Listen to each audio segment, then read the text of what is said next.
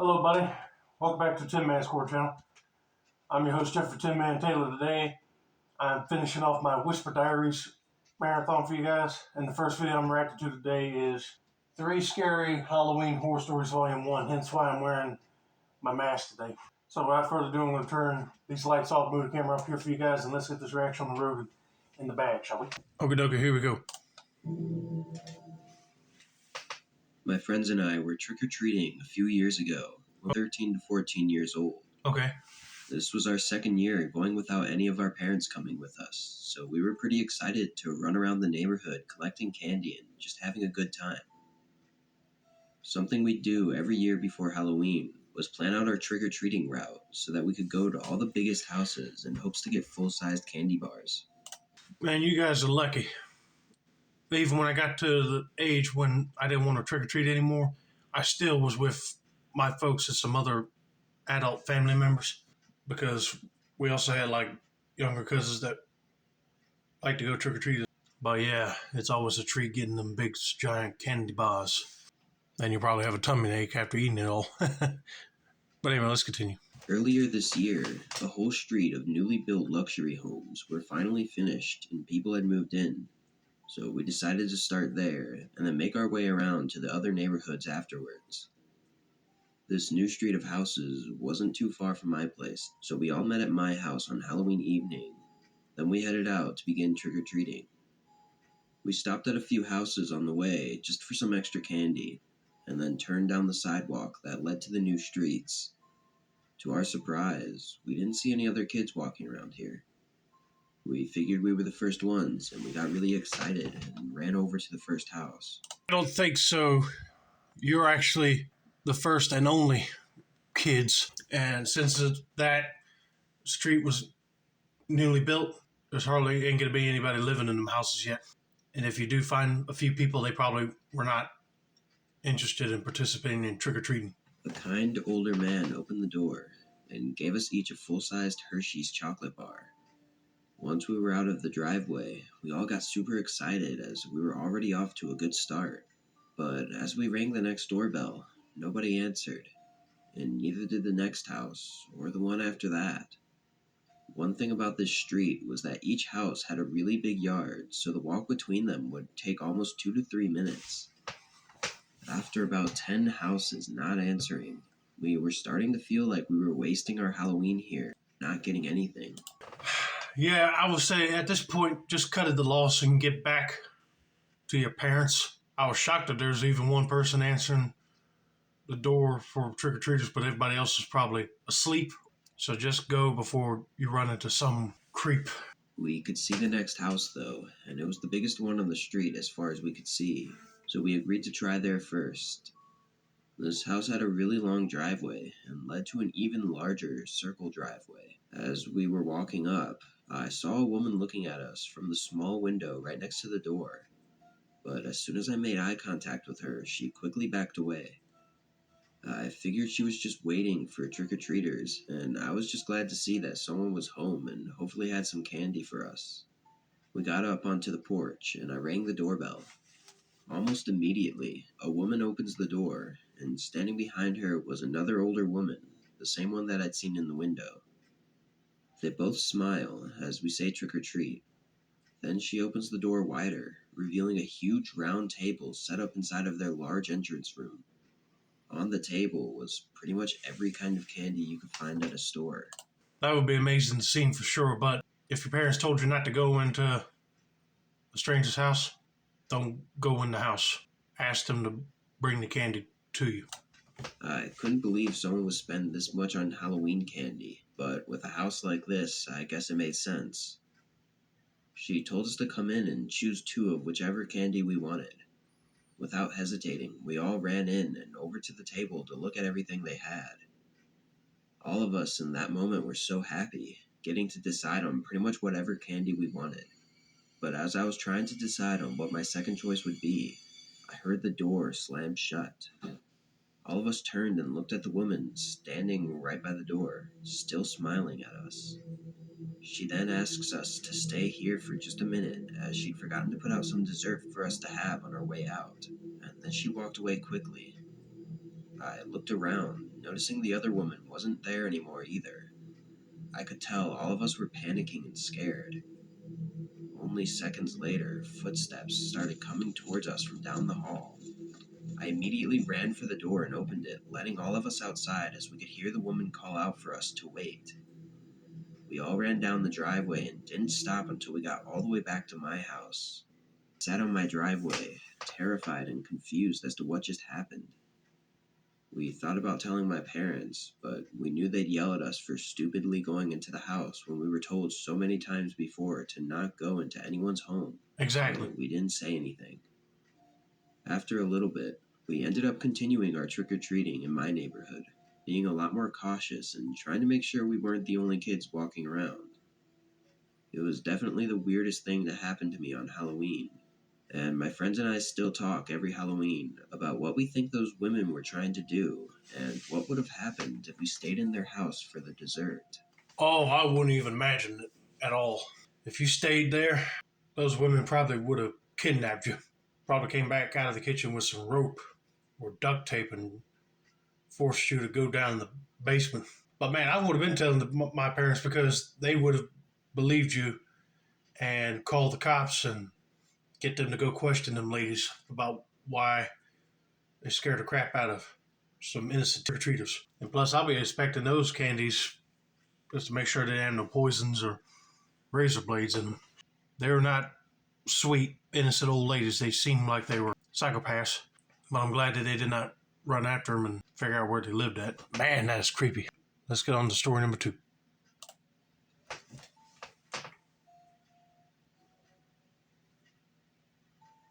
Last year was the first time that I'd ever lived completely alone in a house, as I had just rented a small place in a new neighborhood that was closer to my work. I moved in early October, but it seemed like most of the neighbors kept to themselves, so I did as well. But everything was pretty normal otherwise for the first few weeks. Anyways, it was Halloween now, and I noticed only a couple houses actually had decorations up.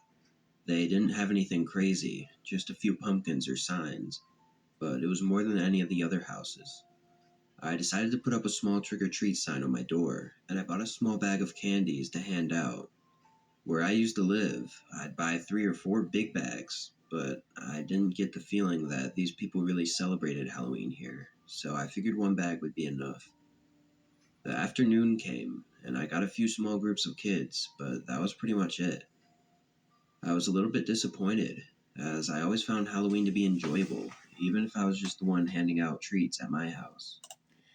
Yeah, I know a lot of people are starting to get to the point where they don't want to be participating in handing out candy for trick or treaters anymore. It's just getting to the point where people think that it's like the devil's holiday, and that's when psychos like to come out. I think trick or treating is starting to become a lost thing because now I heard around in my area that a lot of businesses or churches are just doing the safe thing of doing trunk or treat. And plus, he probably moved into a neighborhood where they don't get that many trick or treaters. Hence why a lot of people won't decorate as much like he saw back where he used to live at. Anyways, it started getting late, around 10 p.m., so I put the bag of candy in my pantry and sat on the couch to watch a scary movie to end the night on. I think I was halfway through the movie before I heard the doorbell ring. A little bit confused and annoyed, I got up and looked out the peephole to see who was there. I saw what looked like a small boy, maybe 10 or 11, standing at the door in a homemade costume. It didn't look like anything specific, just black cloth with red accents and a black mask. I opened the door, and he said trick or treat. By now, it was almost 11, so I was a little worried that he was alone walking door to door. I smiled and told him to wait a minute while I get him some of the candy that I'd put away. I went back to my pantry and grabbed a big handful, and then brought them back to the door and dropped them in the boy's pillowcase. Then I looked around behind him to see if his parents were on the sidewalk or maybe a group of friends, but I didn't see anyone.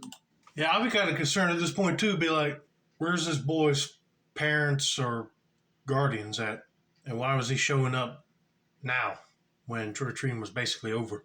But let's just see what happens next, shall we? He turned around and started walking away. but I stayed in the doorway for a few seconds just to make sure he was okay. But again, I didn't see anything or anyone, so I closed the door and went back to the couch. A couple more minutes went by before the doorbell rang again. This time, I went to the pantry first and got the bag of candy, and then headed for the door. When I opened it, I was surprised to see the same kid standing there, but without a pillowcase or a bag this time. Concerned, I asked him if he was okay, to which he didn't reply. I looked around behind him again, but this time I noticed someone standing in my neighbor's driveway across the street, watching us. It looked like a full grown man, but he was wearing a similar costume to the kids. This kid's probably part of some sort of cult because he said he saw a man in the neighbor's driveway wearing the exact same costume. I'd be crapping my pants at this moment. Don't want to sound rude, but I'd be like closing the door and calling the cops. Be like, "There's a kid that came up to my door and I already gave him candy, but now he's back without a pillowcase. And there's a guy in my neighbor's driveway that's wearing the exact same costume as him. They're just staring at me. I don't know what to do here. Please send help. Quickly." Is that your dad over there? I asked nicely. The kid waited a second, and then said yes. Then I asked him why he came back to my house, to which the boy responded asking for more candy. I was even more confused by this, because he didn't have his pillowcase. But I held out my bag of candy for him to take out of, but the boy looked almost annoyed for some reason, then reluctantly reaches in and grabs a single piece before running off. That whole interaction creeped me out a bit, so I made sure to lock my door, and then I went back and finished the movie. It was pretty late at this point, so I decided to get ready for bed. I got up from the couch and began walking over to the stairs, but out of the corner of my eye, I saw a light flash from outside one of my windows. I nervously went over and looked outside, and then realized that it was the motion sensor lights that were by my garage. I stayed in the window, looking around for a few minutes, as I was getting pretty creeped out now. But nothing else happened, so I closed the blinds and headed upstairs to my bedroom. I laid in bed for probably 30 minutes, thinking about that boy from earlier and how strange the whole thing was. But as I started to drift into sleep, I heard a soft ruffling noise, followed by loud thumping bangs on my front door. I shot up and jumped out of bed, then quietly made my way downstairs and over to the front door. Just before I looked into the peephole, 3 more loud bangs shook the door and made me jump back a little. I waited there for a few seconds, then looked. It was the man that I'd seen across the street from earlier that the kid had said was his dad. He was standing there, just inches away from the door, still wearing that creepy black and red costume and a mask. I could tell something was in his hand, but he was too close to the door for me to see what it was. Oh my lordy, what does these people want? He just gave that boy a bunch of candy and then the boy came up there asking for more, but then he got all perturbed and just grabbed one piece. I'd be like, look, he's going to bed. Stop bothering him. But I got a bad feeling since he said he saw something in that adult guy's hand. He's probably waiting for him to open up the door and then attack him. Call the police, please. There was no way I was opening that door, as I had no idea what this guy could possibly want from me. I knew this was either some sick joke or something much worse. I ran back upstairs and grabbed my phone, then locked myself in the room and called 911. The man continued banging on the door for probably a whole minute before it went silent. I waited in fear, hoping he had left for good. Then I got up and looked out of my bedroom window, which had a small view of the sidewalk that led to the front door.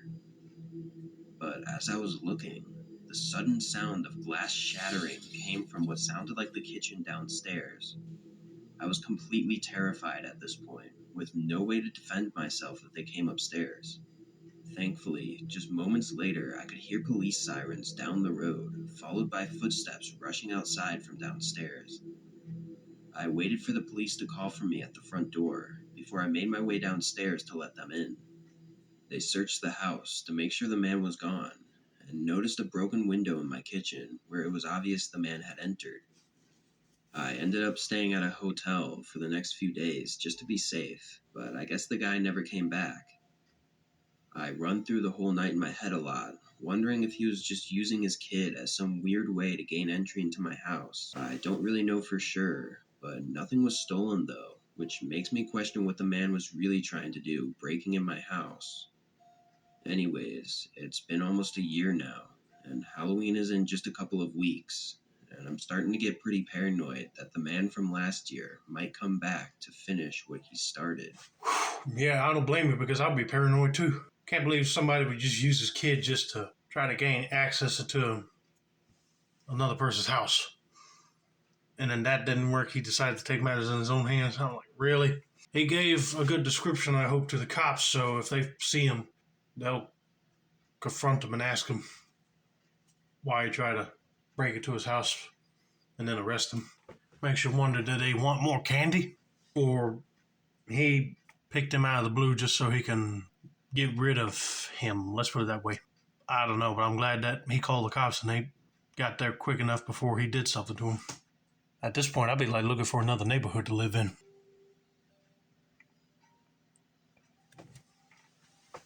When I was a kid, I lived with my parents in a small neighborhood. Halloween was never really a big thing as far as trick-or-treating and stuff, so we'd always do something else. One thing my dad and I always loved doing on Halloween was exploring creepy or abandoned places together. It's funny, I would never do this kind of thing alone or even with friends, but with him I felt safe and I was never scared of what we might find, at least up until this day. After driving around for a while, we found a worn down barn. This thing had to be vacant for years. The siding was half gone and the roof was caved in. If it wasn't for the little slivers of paint here and there, you would have never known it was red. We maneuvered around broken glass and slabs of wood, finding left behind tools and garbage, and then I saw it. A cute little scarecrow perched up on the side of the barn.